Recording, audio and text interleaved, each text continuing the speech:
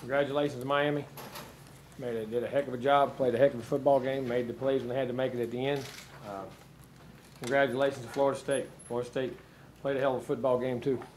Made plays at the end when they had to too. It was a heck of a football game. It came down to the end. They made one more play and got the 1 inch that they needed to get the touchdown and do the things in which they needed to do. So told our players, they could say, there's no reason to hang your head. You competed your tail off. That was a classic game. That was a great game. They were a good team. We're a good team. They made one more play. We got to find ways to do that. We had some opportunities in the first half on offense.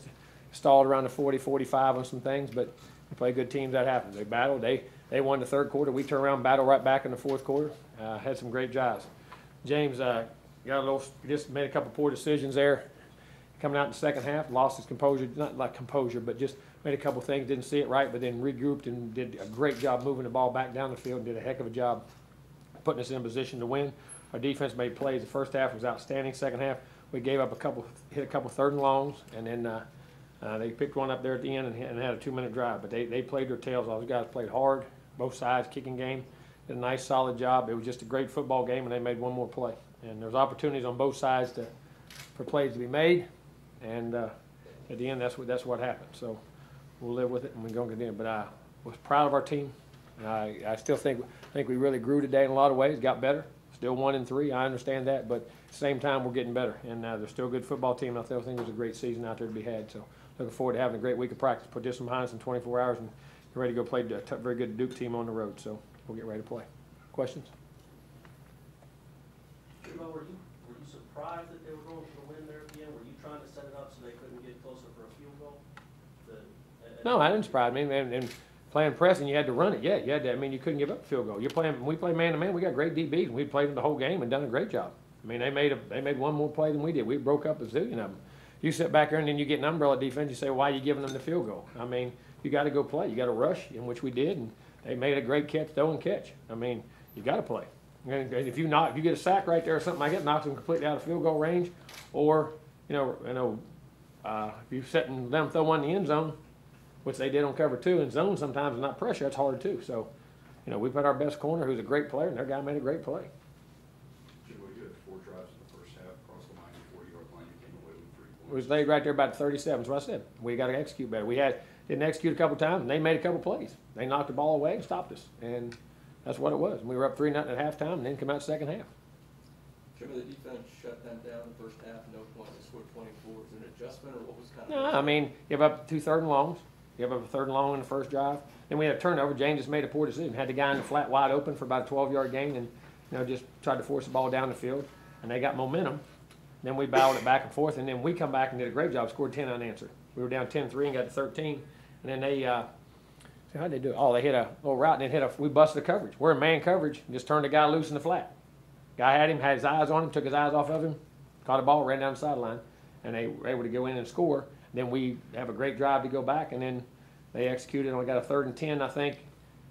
We had the first 2 downs, we batted the ball, then they got a 3rd and 10 and converted it, and then popped a run or 2 and then got the drive.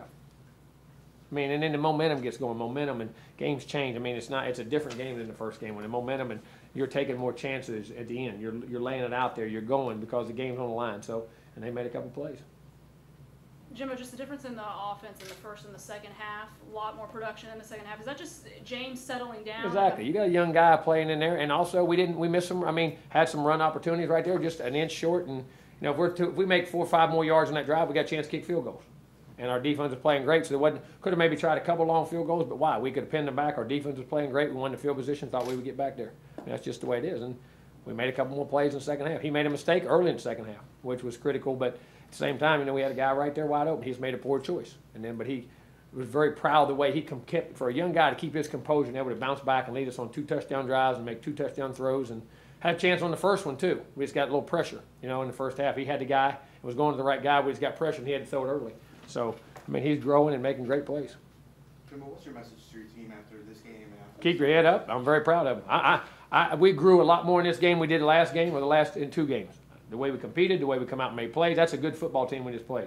And we played our tails off and, got better. And guys, quit, as they say, grew up. And some of the younger players, Cam had 100 yards. Blackman had a great game. I mean, Oden was playing banged up. And those guys, got Izzo going in the passing game. very proud of those guys on offense and defense. Just keep our heads up. We're going to have a heck of a year before it's over with. We're going to be playing really well at the end of the year and played really well down this stretch. I thought it was a great game, and I felt very comfortable with them after the game. We didn't make all the plays, and they made one more. But at the same time, I don't want to see any – there's no reason to hang your head after that football game. I mean, we're sad. We're disappointed. There's no doubt. But we will play. What can you guys learn from this hard lesson? Sometimes You got to fight for the inches. You got to make one more play. You got to make one more play. Do you feel better about this team the way they competed today? I did. This team didn't. There ain't no lay down in this team. This team's competing their tails off. Ain't nothing about it. We got to learn to play smarter when we got guys early in the game. Take advantage of those opportunities and keep executing right there. But you got some young guys in some situations. But that ain't an excuse. There ain't no excuses. You either get it done or you don't. But we got to continue, and we'll keep doing it. I'll coach them better, and it's my fault. Put it on me. But what did you guys do to? It seemed like the last 2 touchdown passes, guys were pretty open. What did you guys do scheme-wise, Izzo, and then? Well, we moved some things and got open, and James started relaxing and seeing the field. We had some things earlier, and he just all of a sudden it came, and he started opening it up, and he started seeing. He's a young guy, seen a lot of different blitzes and different things, and all of a sudden a game when you'll get into it like that, and all of a sudden it starts to slow down. It slowed down for him, and he started getting decisions out, getting the ball where it had to get to. Did it ever cross your mind when he was struggling to make a change? Or was Yeah, there's thoughts, but there was still a one-possession game. Also very And he's encouraging. playing good. That's the way you got to grow. I mean, why pull a guy? It's a one-possession game. It's his game. Also very encouraging that if this happened, second, fourth quarter comeback, that he's led this. He's had 2 game-winning drives to take us down and have a chance to win. Yep. He keeps growing. Got a chance to be a good football player. Jimbo, Auden seemed like, looking on the sideline, he was hurting and in pain. What do you say just about his effort to kind of? I mean, it's part of it. That's the way DeAndre played all last year. Played with the same thing, and he is too. And he did a great job. And you know that's when you have a shoulder like that, you'll rest him during the week and play, and then you play. And then there's going to be some bruising at the end of the game. After a long game, it's generally going to be tough on him. But he went in and made the plays he had to do. He's a mature guy and doing a heck of a job. On that final drive, the refs actually had to force him to come out of the game, and then he comes back in and makes the touchdown catch. They forced him because he was hurting. But I mean, he could have kept playing. But I mean, that's part of football. And they brought him out, and he got his composure and got a drink of water right there and came back in. And he's competitive. He's tough. Jimbo, how did you feel at halftime? You kind of outplayed them, but you Did, and that's what I just said. Manu had some, but this, all right, we're up 3 points. There ain't no sense. We're up by possession. Let's go out, get a stop, and play. And then we gave up the big third down. We gave up the big third down. They got it, and they got momentum. But not bad, knowing that we had some opportunities. But at the end of the day, we were still ahead. And all right, let's go back, play this half, and play our tails off. And we make some adjustments. And what we did, we moved the ball even better in the second half. What do you have updates on Keith Gavin and Trey Marshall? Nah. Oh no. What do you think has been the biggest key really for Ricky, who's really gotten it going at the base of 10 straight field goals? Well, I mean, just staying, not getting bored. It's about repetition. The right step, the right foot, the right angle. And you say that, and you look. It's the not getting bored and not taking anything for granted and being able to repeat something over and over and over again. That's what a kicker does.